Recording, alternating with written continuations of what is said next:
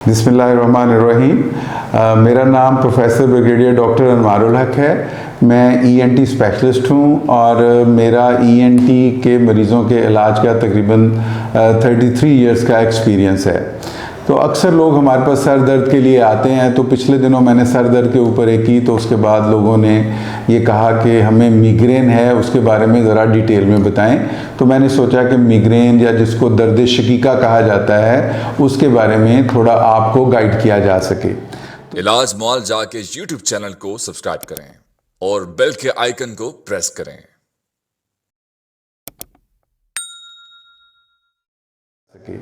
तो ये जो दर्द शकीका होती है, ये आम तौर पर इसको आधे सर की दर्द कहते हैं, लेकिन ज़रूरी नहीं है कि ये आधे सर में ही हो। कभी एक तरफ होती है, कभी दूसरी तरफ होती है और कभी कभी पूरे सर में भी होती है।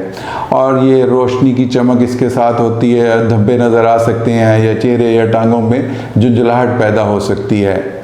ये हर उम्र के लोगों में होती है, बच्चों में भी, बड़ों में भी, लेकिन आम तौर पे ये बड़ों में ज़्यादा होती है और लेडीज़ के अंदर ज़्यादा कॉमनली पाई जाती है।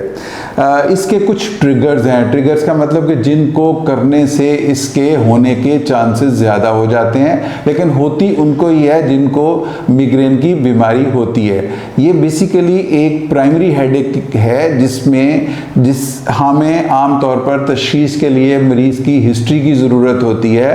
हम एहतियाती तौर पे सीटी स्कैन, एमआरआई और बाकी टेस्ट ज़रूर करवाते हैं, लेकिन अगर वो सारे नॉर्मल आएँ तो, और वो किसी स्कैन के अंदर या किसी टेस्ट के अंदर कोई चीज़ ना आ रही हो और हिस्ट्री भी स्पेसिफिक हो, तो हम उसको कहते हैं कि ये मिग्रेन है।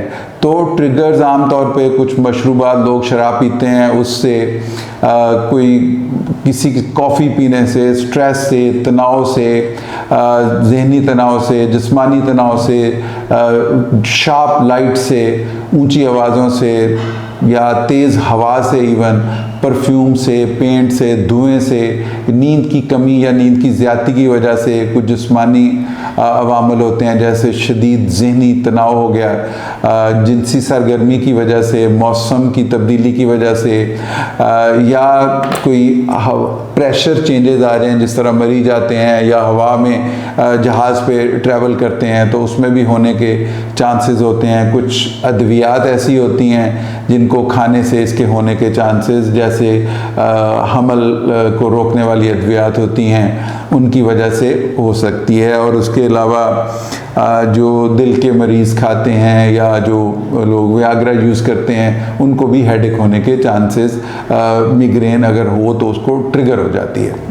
तो जो ट्रिगर्स हैं उसमें खुराक, पनीर, नमकीन, प्रोसेस डिफरेंट किस्म के फूड एडिटिव्स के जो खुराक के अंदर जो डाली गई चीज़ें होती हैं उनको ज़्यादा देर तक चलाने के लिए, उनसे और ये जो दर्द है ये मुख्तलिफ मराहल से गुज़रती है और आम तौर पे इस दर्द के होने से पहले पता चल जाता है। और हम इस दर्द को आम तौर पर 4 किस्म के मराहल में समझते हैं कि ये इन मराहल को तय करती है। 100% हर मरीज़ में ये चारों मराहल उस तरीके से नहीं होते, लेकिन फिर भी इसके होने के चांसेस बहुत ज़्यादा होते हैं।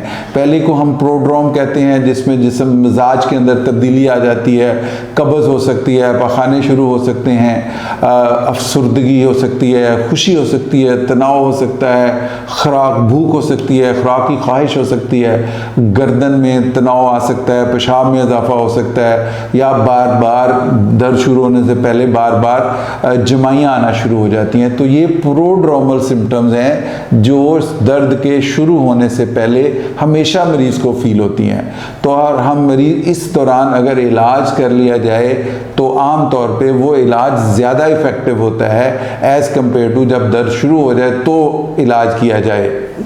तो आरा भी उससे आलमोस्ट पहले ही होता है, लेकिन उससे थोड़ी सी ज़रा ज़्यादा कुछ अलामात पैदा होना शुरू हो जाती हैं और ये आरा कुछ मिनटों से लेके 60 मिनट तक चलता है और इसमें मुख्तलिफ़ किस्म के धब्बे नज़र आते हैं। बिनाई में कमज़ोरी हो सकती है, बाजू या टांग में सुइयां चुभने फीलिंग हो सकती है, चेहरे या जिस्म के एक तरफ बेहिस्सी या बोलने में दुश्वारी हो सकती है। उसके बाद जो अटैक होता है प्रॉपर, जिसमें हेडेक होती है, वो 4 से लेके 72 घंटे तक रह सकता है। आम तौर पर एक तरफ होता है, लेकिन कभी कभी दोनों तरफ भी होता है। और जो दर्द होती है वो आम तौर पे थ्रॉबिंग होती है।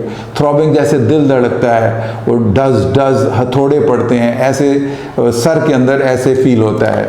बंदे को मुख्तलिफ किस्म की रोशनियाँ नज़र आती हैं, और रोशनी से, अगर बाहर रोशनी हो तो उससे ये दर्द बढ़ जाती है। अगर कोई आवाज़ें आएँ तो आवाज़ों से भी हसासियत बढ़ जाती है। सूंघने से, छूने से भी ज़्यादा होती है। इस दौरान मतली होती है या उल्टी आने के चांसेस ज़्यादा होते हैं। जो इसके बाद जब दर्द बंदे को ख़त्म होता है तो बंदे को ऐसे लगता है जैसे मेरी एनर्जी ख़त्म हो गई है, मुझे निचोड़ लिया गया है। थोड़ी कन्फ्यूजन हो सकती है, और सर की अचानक हरकत जो है उसके बायस अगर उस दौरान सर हिलाएं तो दोबारा से दर्द के शुरू होने का एहतमाल होता है।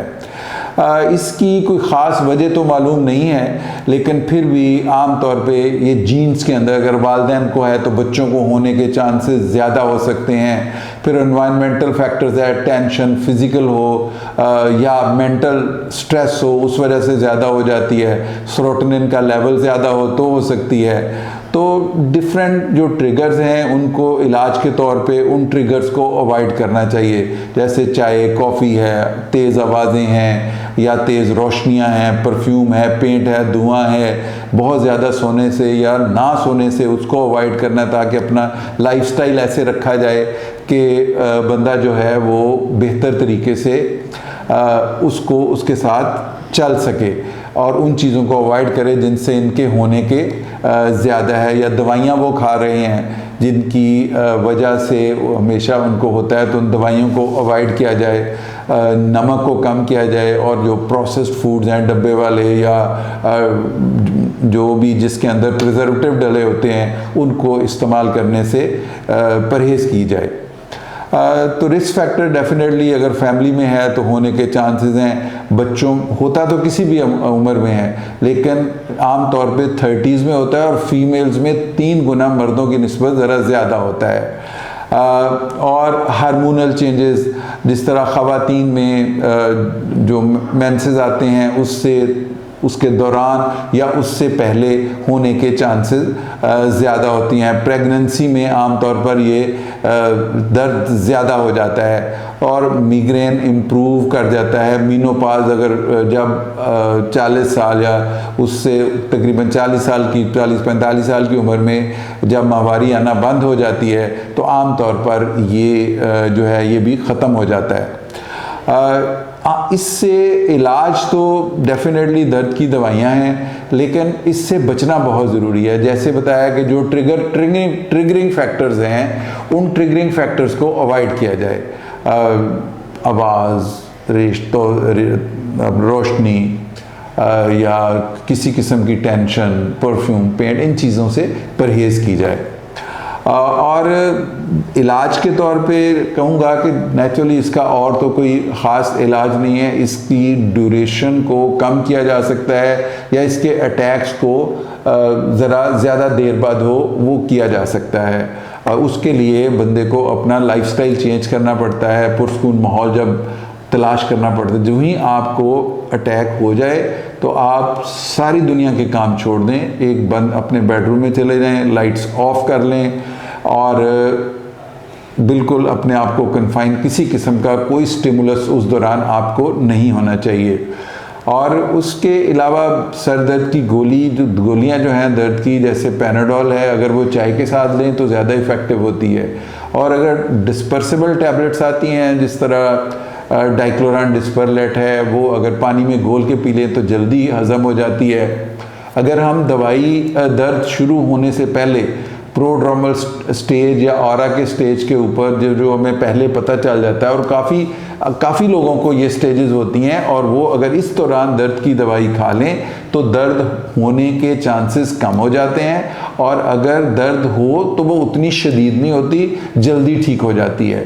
तो हमें इसका इलाज और तो कोई नहीं है, सिर्फ दर्द की दवाइयाँ हैं। या हम इंड्राल देते हैं ताकि आपकी ब्लड वेसल जो हैं बहुत ज़्यादा प्रेशर को कम फील करें, और नींद की अगर गोली दी जाए तो वो भी एट टाइम्स इसमें काफ़ी ज़्यादा इफ़ेक्टिव होती है, और बंदा जो ही सो के उठता है तो दोबारा से फ्रेश हो जाता है।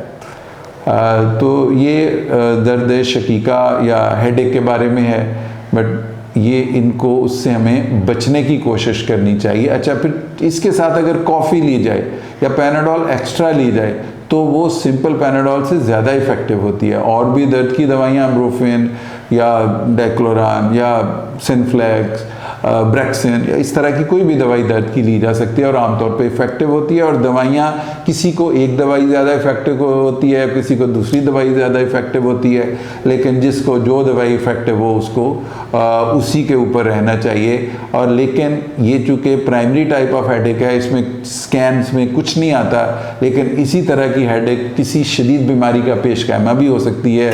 इसलिए अपने डॉक्टर से ज़रूर मिलें, और अगर वो चाहे उसकी एडवाइस के मुताबिक कुछ इन्वेस्टिगेशन ज़रूर करा लें। आल्दो इलाज में डिफरेंस नहीं आएगा, लेकिन खुदा न खास्ता हम किसी बड़ी बीमारी को जो है वो मिस ना कर दें जो बाद में हमारे लिए ज़्यादा प्रॉब्लम पैदा करे। Thank you very much.